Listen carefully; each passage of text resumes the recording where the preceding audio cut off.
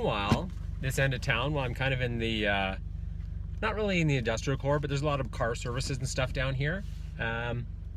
Just up the hill, last year, remember my video, we put in a Lamborghini dealer, and now Porsche has moved their dealership up there, and we're expecting Ferrari and Aston Martin to be in soon. So let's go cruise up there and check it out. Cheers.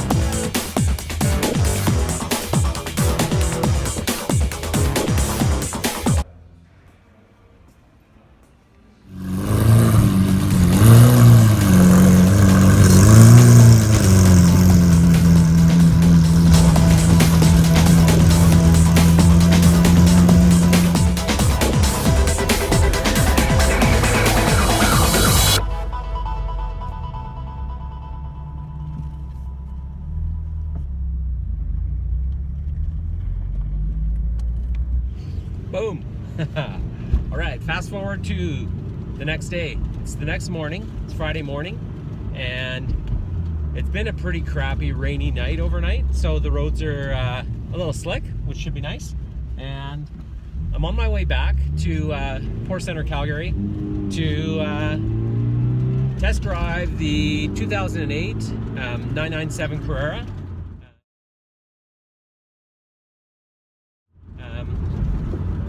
There's a lot of debate about the Carrera or the Carrera S. You know, in our climate, everyone's convinced you need all-wheel drive to be safe in life, and so when you try to find these cars in that, you know, the 997 era, kind of the 2005 to 2008, it's hard to find one that isn't a 4, and most of those guys probably bought a 4S, and so finding just a straight-up Carrera coupe is pretty tricky. But I guess the real question is, okay, why am I doing this? So in the FRS world, you probably all know, if you're going to go buy a new FRS and that's your focus, you think, I mean, it is a great car. What are the alternatives? Because you take a car like this and the stock, you know, not bone stock, but I mean the stuff you want the TRD exhaust, you want to, you know, upgrade your suspension a little bit, your air intake, just do some of that basic stuff, and you're at least at 40,000 Canadian. The list price is probably be 38, but you're gonna put some money into it. And so say we're pushing 40, and then I wanna swap out the wheels, new rubber. In this car, we actually completely swapped out the suspension, and we did coilovers, the Taines coilovers. Cusco bars. By the time you're all in, we even put a carbon hood on. You can see the wing out the back now. It's pretty easy to put another 10 grand into this little car. And I mean, look at some of the show cars out there. You know, look at the stuff that Birdie's done and Derpy FRS. I mean, man, they do a lot of work themselves, which saves a ton of money and labor, but it's easy to put another 10 grand and just you know, start your dream. So in that ballpark, that 40 to 50,000 range, there's some great old Porsches that you can buy. And I know it's a Porsche, but I don't golf. I'm not an engineer. I want a great handling car that's fast. Even a base Carrera is 325 horsepower, so it's got a lot of push for how small it is. So that's an option. You know, at this point too, we're looking at boost. the Toyota guys at Country Hills just set up the Edelbrock in a car like mine. All in with labor, it's probably 2 days of labor. The kit itself, just about $10,000 just for the supercharger kit. Once you do that right, I mean, at that point it's probably as fast or faster than a Carrera, but you know, do you want to go that route, or just find a car that's all in and ready to go? So the car we're looking at today, 2008 997 Carrera. It's not the S, which I've spent some time in a 4S, and so we'll be able to see the difference. And my question is this: so you guys all seen how I drive. Will we be able to cut it loose? You know, Porsche is, you know, renowned for the handling, fast cornering ability, mostly because it grips like mad, and I'm not sure I want it to grip like mad. So let's check this out and see what we can do today. I'm not sure if our friends at Porsche will be very happy having cameras in the car, so we'll see how that goes. All right, let's do this. In the meantime, Calgary traffic, geez, it's almost, well, it's just about 9:30. There's still traffic at 9:30. Everyone go to work. Yeah, and check out that wing in the back. Sweet.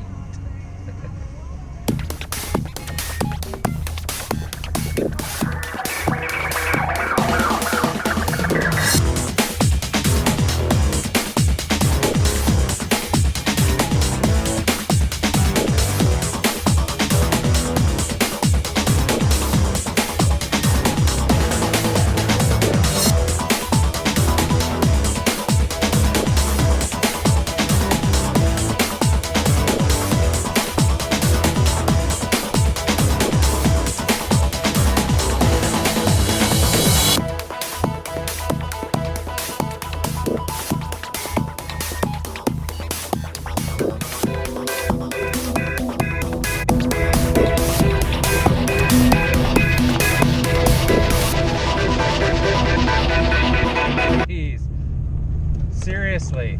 Okay, I'm not making this shit up. So, I have an appointment here at the Calgary Porsche Center to drive a 911. It's an older one, I get it. But I already sent an email to the guy, confirmed yesterday, and someone comes in and made a deposit on the car yesterday, which is fine. But they didn't bother to tell me. Brutal service, Porsche. Get on it. So I met a different sales guy who hopefully gets his shit together and actually gets me some service. Brutal.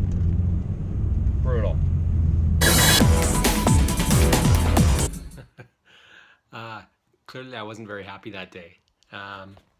So back here in in my office. Obviously that day didn't go as planned, but the thing about it really was, you know, the difference between shopping for that kind of car and expecting that kind of luxury and service, and the real culture and the real feel you get when you buy a car like a GT86 or an FRS. So really, my experience with Porsche, probably as snobby as I thought it was going to be, but really I expected better. And I didn't explain myself very well because I was so mad when I was driving away. But the problem was I had an appointment, and I confirmed the appointment, took my kids to school, went there in the rain, you know, basically went out of my way that morning to go and test drive the car, and no one told me it was sold already. So not the best. And so I think, you know, service is what it is everywhere. Everyone has their experiences. And I've had great experience with Toyota and with my car. And, you know, back to where do you spend your money? Maybe you spend it where you feel good. So I don't know if this search is over, but in the meantime, still working on my car and ready for summer. So thanks for listening to my Porsche rant, and we'll see if that goes anywhere. Thanks for watching. Check it out. See you later. Then again, maybe the guys at Toyota can get me a Porsche. Later.